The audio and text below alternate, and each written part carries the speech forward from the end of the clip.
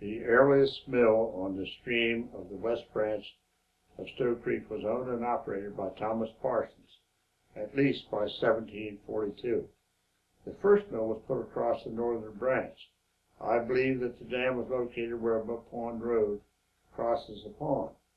Due to a scarcity of water, they later moved it down so that they could take advantage of the streams that came in, and they moved it to the present location.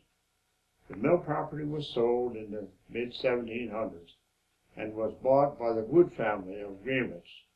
The forebears of the family lived in the house presently occupied by the Woodland Country Day School, and they had founded several other mills, including the one in Millville. Samuel Wood took grain from his mills to Washington's troops at Valley Forge. On one trip, his son Jonathan Wood III accompanied him as he wished to see his old friend. Jonathan stayed at the Valley Forge to nurse a friend through smallpox and died of that same disease. Samuel Wood left the mill to his grandson, who sold it to John S. Wood, his father and brother, and grandfather of John Wood Maskell. This is how it came to be called Maskell Mill.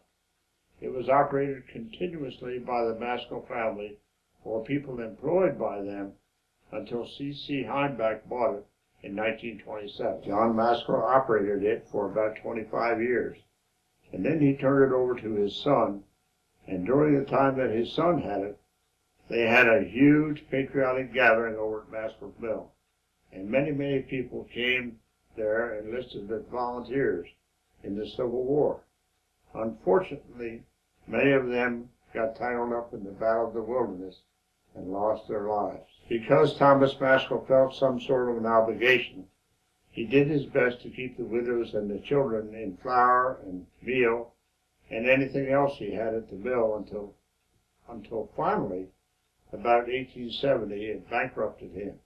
Of course, he didn't own the mill, so the mill didn't go out of the family. There was a huge brass kettle that they used to make soap in. To keep that from being sold at the sale, he buried it or sank it in the mill pond until the sale was over. He had a lot of unfortunate things happen to him. He lost 3 of his own small children in 1 week from typhoid fever.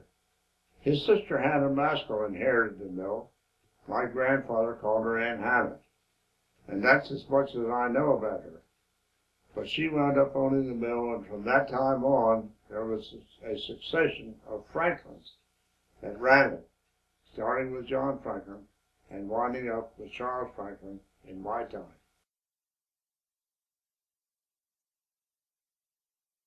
Well, they rebuilt Maskell Mill and built it much bigger and much sturdier, and the present structure is the one that they built in 1888.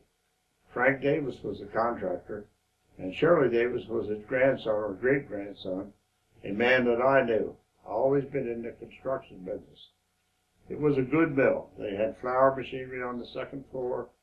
They had an overshot wheel, and the Franklins ran it for several years, and then, about 1905, they refurbished it, and they put in new flour machinery on the second floor, what they would now call state-of-the-art, and they changed the overshot wheel to a turbine, and when Hannah Maskell died, she left the mill to Hannah Allen Casper, and Hannah Allen Casper kept the mill for a while, and the mill sort of ceased to be a center of activity in the area. At one time, it was a gathering place, and people took their wheat there and traded for flour, and they took their ear corn and their shelled corn and got it ground into cattle feed and chicken feed. But that sort of died out, and the new transportation and competition from South Jersey Farmers Exchange and GLF made the mill sort of run down. Well, consequently, she sold it to C.C. Heimbach in 1927, and he converted it into a summer home. Maskell's Mill Dam and spillway washed out in the flood of Labor Day weekend in 1940 and remained out until rebuilt in 1954. My brothers Louis, Edward, and I purchased the mill from the late C.C. Heimbach estate.